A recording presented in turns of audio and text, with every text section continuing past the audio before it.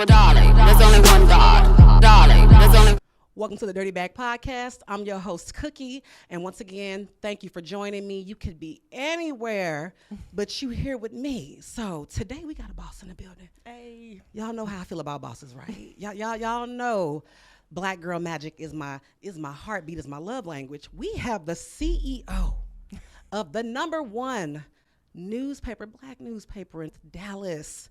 The first female CEO, Jessica Washington in the building. Hello, ma'am. Thank you. How is we doing? I'm wonderful now that I'm here.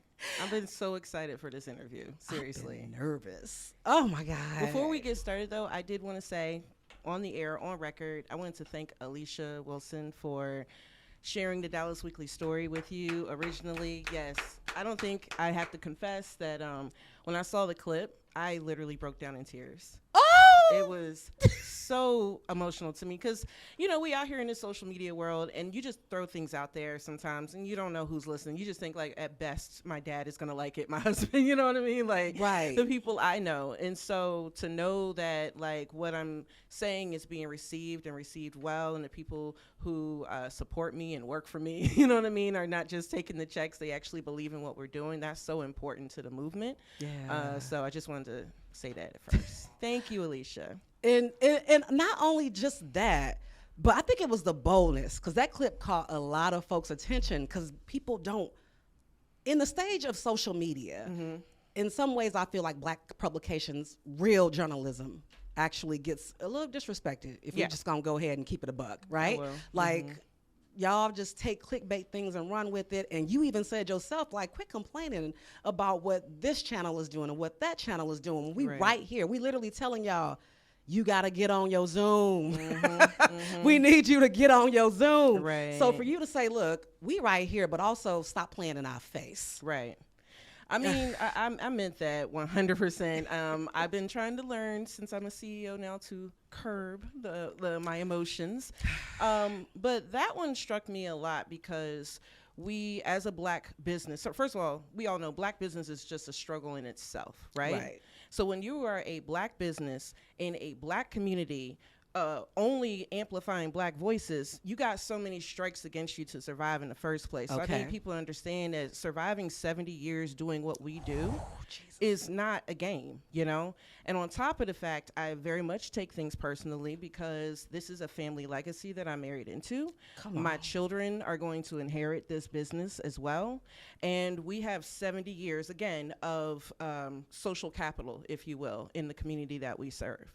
So I don't have time really to play around. This is not a gimmick. It's not a hustle. It's not like, oh, George Floyd happened, so let me amp up this situation. Like, you know what I mean? Like, this is what we've been doing. And also, there are other entities out there where I feel like we laid out the groundwork. I don't believe in trying to flash yourself as something brand new when there are people who laid out the groundworks before you. Trying to reinvent the wheel. You ain't new to this, you true to this. And it's also like, let's just be 100%. Dallas is a big, small town. Okay? And so it's like, you can go ahead and maybe get some attention from some other folks, you know, because they may not know, but we know. Because guess what? Grandmama is over here watching you lie or not be telling the truth or, you know, like, again, I'm trying to watch myself. But the reality is, it's like, I get there's a lot of new folks who came to town and I'm not going to call them a flash in the pan, but like they got a lot of attention on the backs of what other people had done before them. And I'm just not going to sit by idly anymore and allow that to happen. So the one thing I always say about Dallas Weekly is, because I've had people come up to me and be like, oh, I don't like, you know, the story that you wrote. My first question is always, did we tell the truth?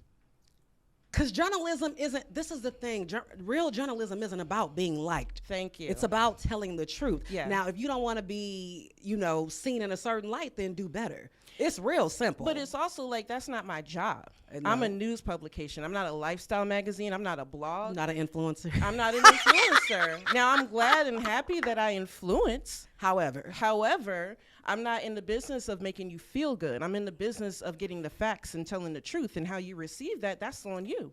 But I mean, I am legally obligated. I'll actually tell you something my husband said, and I know that was told to him by his people before him because he's part of that old Black Dallas regime.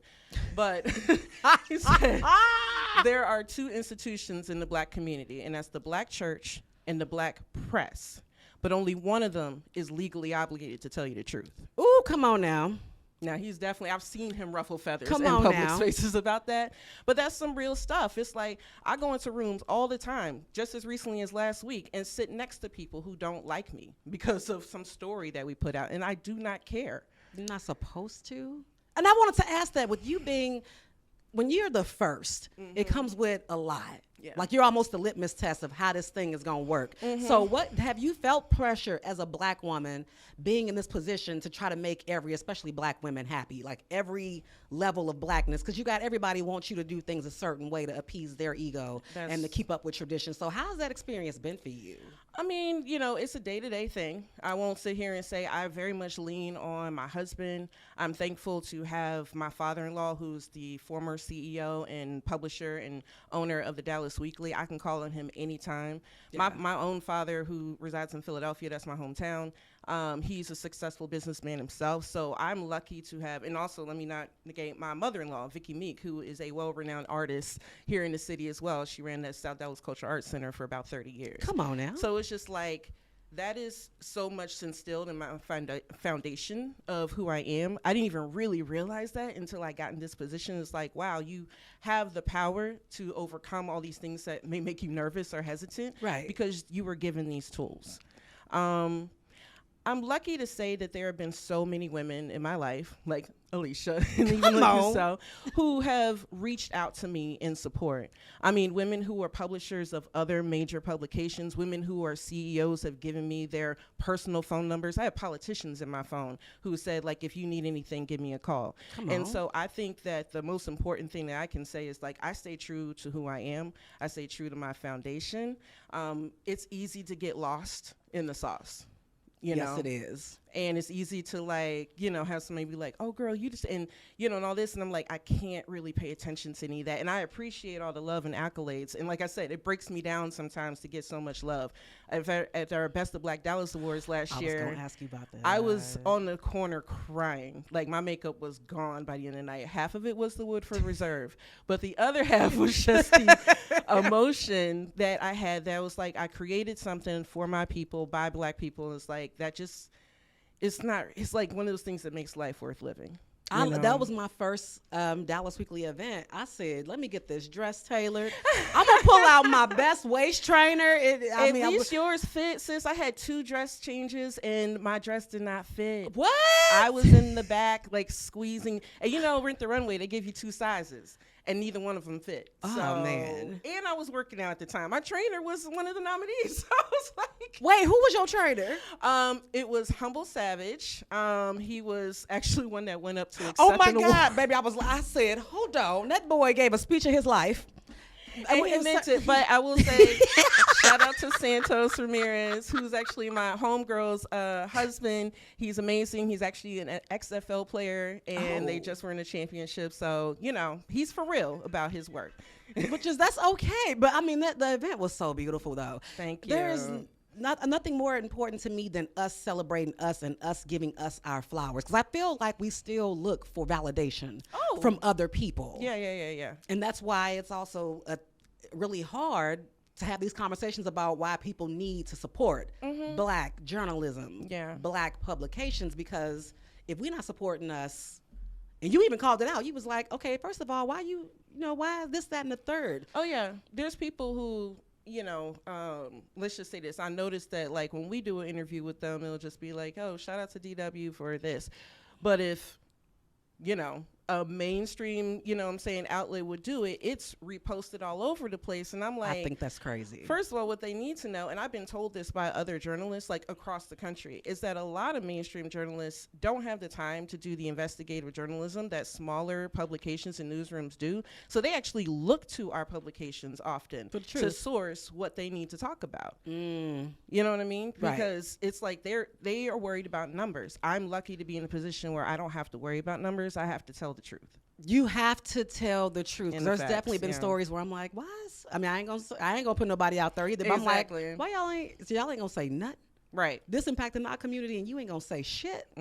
Oh, Mm-hmm. bet. And I think it's, again, looking at somebody with more numbers and bigger as more important. Because I'm going to tell you, when you reposted that clip from this podcast, man, when I tell you that made my whole, I said, hold on. Yeah. Anybody see this? I don't care about nothing else. That just made my day. First off, when we rock with us, that's how we grow. Right. Because them other publications can let you go. And we just had Lil D on here, and she talked about how y'all gave her a job after she got fired. I'm like, She's another one. That's Yeah. why we got to pour into us, because when they let you go, because they can, who you think you gonna turn to pick you up? Who you gonna turn to? Right. So don't put us on the back burner like a side chick. When Right. your main chick decide they done with you, and that's pretty much how I look at it when it comes to supporting.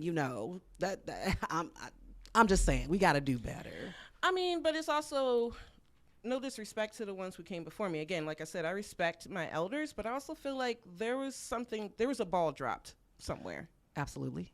with the people who came before me. There's a level of, I think, comfortability. So let me just tell a quick timeline. So, of course, in the 60s and 70s, civil rights, in the aftermath of that. But something happened in the 80s and 90s where I guess we were all feeling very comfortable. Yes. And so now, I had conversations with my grandmom, and she's all like, these kids today. And I'm like, but you can't be shocked when you did not lay out the instruction on how to carry that torch. And so now people like you and myself and Little D, you know what I'm saying? We are expected to not reinvent the wheel, but like wipe off the dust. You know what I mean? And show the blueprint of like, this is how it goes. That's why you see people right now like Brother Jones down in Tennessee having to do the same work that Shirley Chisholm did like back in the 60s. Like, we shouldn't have to be in this position, but we are. So it's like time to wake up and get to work. And so that's where I'm at. And I want to speak on that because my entryway into truth telling was Ferguson. I'm from St. Louis. Okay. And one of the biggest things we got out there on the ground was the elders just tearing us apart. What is y'all doing? This ain't what we did. And it's like, we wouldn't be doing this if you handled your business. So y'all been comfortable for X amount of decades. Now all of a sudden something popped off and we got tired. So you gonna tell us how to fight when you've been chilling. That part. You can't tell us how to fight when you not only didn't give us instructions, but y'all done got comfortable because we didn't got integration. Y'all, we out here just trying to figure it out all over again. Yes. So no disrespect to you, right? But it's our turn now. That part. And the goal is not to drop the ball; it's to teach the next generation because we understand that we gonna die. You're going to die. You're not gonna be here forever. So are you building up the next group of leaders? So yeah, sorry y'all, because y'all the same ones that told Dr. King to chill out. Y'all didn't want him to come down here preaching in y'all church. And I will say just a little tidbit to that, because Dr. King actually stayed at the church across the street from the old Dallas Weekly building, like back when he was in his civil rights tour in Dallas. And so it's like that history runs deep. And a lot of people, again, like you got to remember that Dr. King estate has been taken over by white corporations. And so what people don't even know is that Dr. King was saying some real, excuse my language, some real shit out here. He was radical. You know what I mean? He wasn't as peaceful in kumbaya as people like to think, but the shit that the white corporations would like to repeat are those 4 lines, about white kids and black kids doing together. And, I had a dream, like, that's what they want to pull. But there's lots of quotes of Dr. King out there saying, like, we need to get out here and fight, period. Yeah, capitalism, all of it. People don't want to read. You take 4 quotes and then that's pretty much what it is. And that's why I said it's our job, though, to lay it out there and put it out there. And I don't care what color you are. Again, it's my job to tell the truth. And so if you're out here taking advantage of my community, I'm going to shine the light on it. I don't care who you look like. I don't care what you say that you're about. Okay? My job is to tell the truth. And you know what? When I first moved to Dallas, someone in the community that's, she's pretty radical, was like, I'm just tell you right now, your personality is a little bit strong. It might be a little off-putting to them, but I was like, so you mean I need to bite my tongue? Is that what I'm hearing? Is that what you're telling me? Because I ain't going to do it. Right. I ain't going to do it. I don't care, because sometimes skin folk and kinfolk. Sometimes skin folk try it. So you do have to call skin folk. I'm sorry, you got to call skin folk out sometime too. That's accountability and that's love. It is. And I'll actually say one last quote because I'm a Washington, so I've learned to talk a lot. But I was in a meeting with the Black Chamber of Commerce, which is, by the way, one of the oldest black chambers in the country. Shout out to President Harrison Blair, who said a line from Dr. Cornel West, and it has stuck with me. I don't even think he knew how much it did. But Dr. Cornel West said, I did not get in the business of helping black people to make friends. Okay. I probably say that every day when I wake up. Ooh, that's deep. Can you repeat that? I did not get into the business of helping black people to make friends. Because, friends will turn on you. I don't even have any friends. I just say that. Like, sometimes, like, I got my husband, I got my kids, and I got people who are down for me. But But no, like I said when I first came on the show, I don't care if you like me. I really don't care. You don't give a shit. If you like me. What I care about is if I'm doing my job. That is what shakes me up more. So if you out here saying like, man, they write shitty stories or they get the half truth out there, that's when my feathers ruffle. But if you be like, man, I don't like her because she be talking about this. Well, as long as what I'm talking about is pertinent to my community and is accurate, all them other things that you feel, those are your feelings. Those are your, and that's a you issue.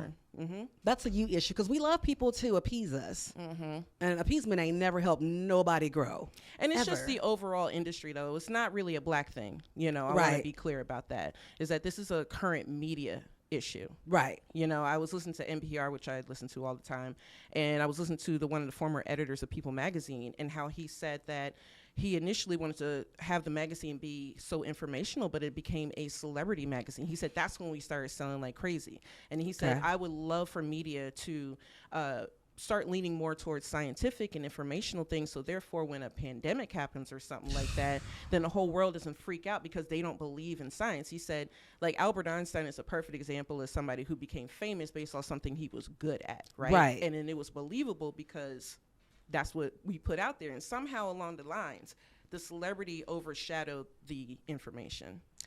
We love some celebrity talk, don't we?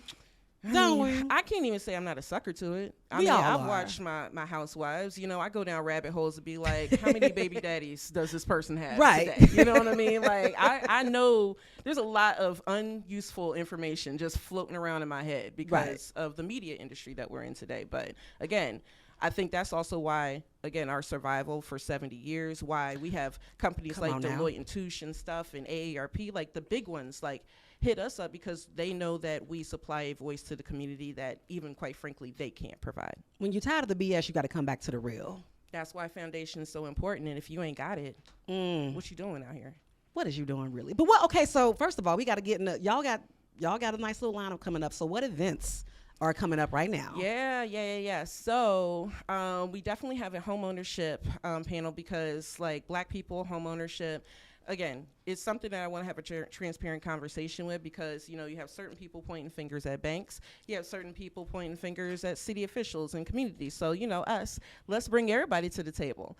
So I will have JP Morgan Chase representatives. They are sponsoring a panel discussion with Mr. James McGee and Scotty Smith at Shakina Holdings, and we're going to talk about the ABCs of home ownership, what exactly to do, how to do it, and how it, gives generational wealth. Again, I'm from the old school, so like in my mind, like if you don't own it, then what are you doing? Yeah. But it's so important to have some type of ownership of something.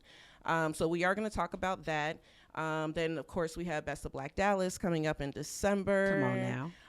I am working on some, which Alicia doesn't even know this, but I've been hit up constantly about creating a fashion issue, which means we obviously have to have a fashion show. So look at her over here. Dallas Weekly Fashion Show is coming as well. And then we also have Black Tech Month. We did that last year with Microsoft, and it was a big hit. It was sold out. People drove in thunderstorms and tsunamis just to get to us. So we're going to make it bigger and better this year because I am psychotic and you got to be a little bit to do what you're doing, though, right? That part. And I would say even in 2024, we're planning right now. So Dallas Weekly will be officially 70 years old next year. And so we will be holding a big party, 70-year celebration, bringing everybody from before and after and in the future coming to this event. You're going to be there. Yeah. Yes, it's going to be huge. People flying in across the country. Anybody who's ever supported in the last 70 years needs to be in the building. And then also we are partnering with Parkland Hospital for a Black Health Fair next April. Damn. Yeah. So there is first of all, so there's so much going on for everybody is what I'm hearing. You in tech, trying to get your health right, fashion, you trying to get ownership. This is why you have to absolutely support Black publications because it's your one-stop shop to functioning, to elevating. Yeah. And just to be clear again, I have to reiterate, we are a news publication. And so I have to say that because I need the people to understand when they call us and they say, hey, can you cover this event or can you do this? And I'm like, I want to say this in a nice way. Say it in a real way. We speak real around here. I want to say it in a nice way because they'll say like, hey, I want you there. And just so you know, this other person will be here and this other person will be here. And I'm like, okay. No disrespect, but we don't do the same thing. Okay, I tell the news, and so you need to treat that as such. Like, we're going to ask a certain amount of questions: who, what, when, where. We're not going to talk about how we feel, because that is called an op-ed. Op-ed. That is an opinion. That is an opinion. But I was like, we're here to tell the news, and we're going to give the budget. But you know what I mean? Like, people need to understand this is a business. Facts. And it's also a business. I'm not out here doing this for fun. This is how I feed my kids. Come on. You know, I just want to reiterate that over and over. Say it as many times as you need to, so the children know. But it's also like, that's why we cover such a wide scope of things. And the goal is to, like, I mean, in my opinion, every major corporation should be giving us money if they want to support some of the initiatives that they claim that they're talking about, because of the fact that Black communities are so viably affected by healthcare, by city politics, by, you know what I mean? It's just like, ain't no free labor out here in these streets. None. And stop asking for. We can't say support Black, but then you don't want to put your money where your mouth is. But anybody else, you will gladly pay. Which we covered that. We talked about that before. But yeah, y'all you gotta quit. Stop playing in Black journalism space. Yeah. And stop playing with Black businesses. Understand that there is a legacy here. So it's just like, when you talk to me, it's just like, again, I'm not doing this for fun. It's like, what's the value in this for both of us? Or otherwise, you're kind of wasting my time. Period. What advice would you give to somebody that's trying to walk your path, that looks up to you and is trying to do the things that you do? Like, what do you wish somebody told you? Well, I need to be completely honest. Again, I married into this. I got very lucky that I married an amazing man who had an amazing family with an amazing business. And that man decided to put me in leadership based on what he's seen me do the last 15 years that we've been knowing each other, right? Because I have a corporate background, and I was working in an accounting department, and I even never had a managerial position in my corporate background. So I remember actually my first time, like, talking as a manager of the Dallas Weekly. Again, I was shaking in my boots in front of 3 people. 3 people, okay? And I was just like, okay, guys, we're going to do this. So I was like, accept that mistakes will happen, but learn from your mistakes. That would be the first thing. Have a foundation. Like I said, I have mantras that I wake up to every day. You know, I know that what I do is for my community and for my family and for my legacy. And I just stay focused on those pillars, because, again, like, just because somebody may give me a phone call and say, like, yo, girl, I see what you do, I can't get lost into that commentary. Can't get lost in the sauce. Yeah, like, what's my actual mission here every day? And that's service to my community. And I promise you, like, when you think people ain't looking, like I said, and then all of a sudden somebody will come up to you and be like, oh, I've been watching you. I mean, like I said, so I've been lucky enough to have conversations with very powerful women. And I've noticed that when I talk to these women, they kind of all echo the same thing.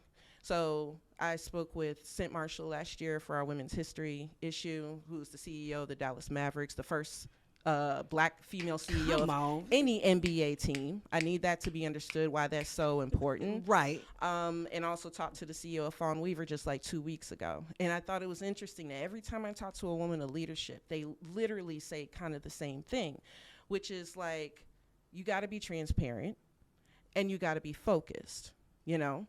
And then literally, they don't have a long list of things that they do, but they're like, good leadership is good leadership. And so study that. Now, like, everybody has their own methodologies of how they do that. Right. Right now, like I said, I reach out to other women who are empowered, but I'm actually thinking about taking a master class, you know, at Harvard or something like that. In Still order learning. Just to, learn how just to talk to people, do an elevator speech, be in rooms with somebody and just make sure you can get a sale out of that room. Like, these are the ways that people operate, you know, in business. And we got to also remember, we're just trying to stay up there with the men who at the end of the day still get prime attention, you know, and they believe a man before they believe a woman. So you got to, I've always been told this even as a little girl, like, you got to be better than the men sometimes. You do.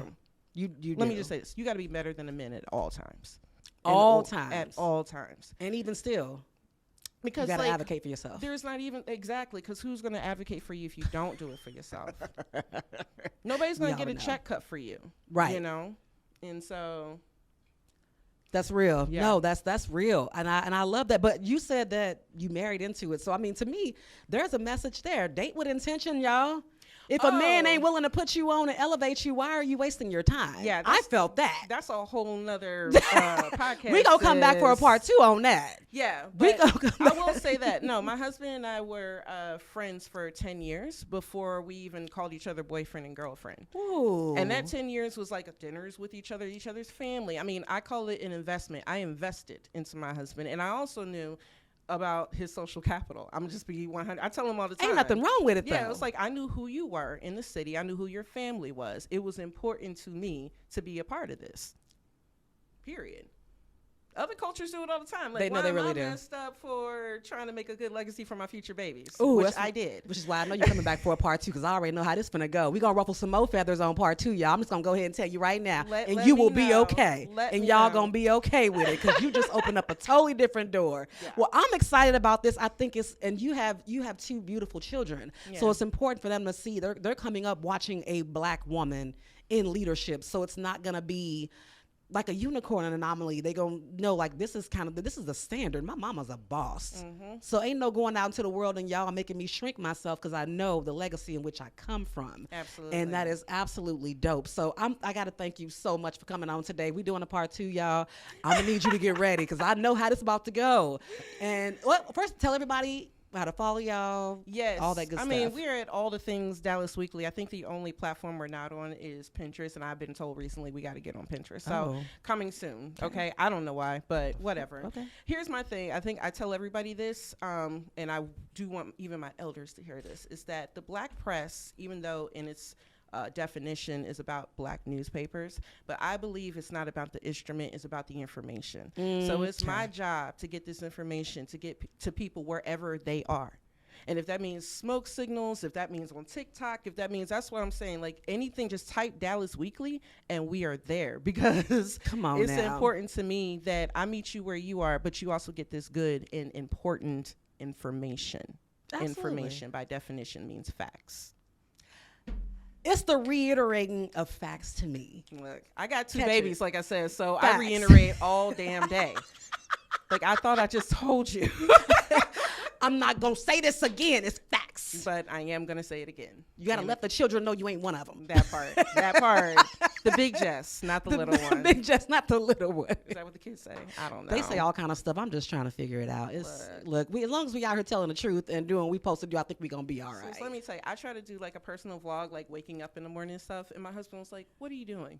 I was like, "I'm just trying to get ready with me." That It's part. which I thought I told somebody I thought that meant grown woman for the longest. Don't judge Whoa. me. I didn't know. It's the acronyms. To me, it just comes off grown woman. I can't wait till you see this video and how trash it is. I didn't know. We're just doing the best we can out here. The world is changing. And We're I'm just gonna trying do to the keep up. voiceover and everything. It's gonna say all this. Transparency is what I'm all about. That's what everybody wants. Now, I'm sorry, y'all yawning with a full face of makeup on. Ain't nobody finna play with y'all today. Sis, don't even get me Y'all ain't got no started. kids. I need a grown woman with some cereal and some Cheerios on the floor, rolling out the bed sheet and stepped on one of these kids' Tonka trucks. That's the get ready with me I'm That's trying to the see, because get y'all missing a ready. whole market of women that's like, well, my life is not white sheets every day in a perfectly clean house and these lit candles. I don't know what y'all doing, That part. but this is not my reality. And that could be the part 2. I do have a podcast called Mama to Mama. It's a video podcast Come where on I've now. talked to amazing women across the DFW, purposely women who are mothers that are out here doing the damn thing. Please. And I'm like, we need a village. I think that's the really most important thing I realized. The village is so Oh my important. God. Or otherwise, We can't like I function. said. We crumble. That's why you have women out here depressed, because nobody, we don't emphasize the village enough. Oh, this is part 2 gonna be lit. Let me know. Y'all gonna stay tuned. It's gonna Let come me quick. know. Thank you so much. Girl, this has been, the pleasure has absolutely been all mine. I hope I didn't overtalk. I'm so sorry. You didn't talk enough. That's why we're doing a part 2.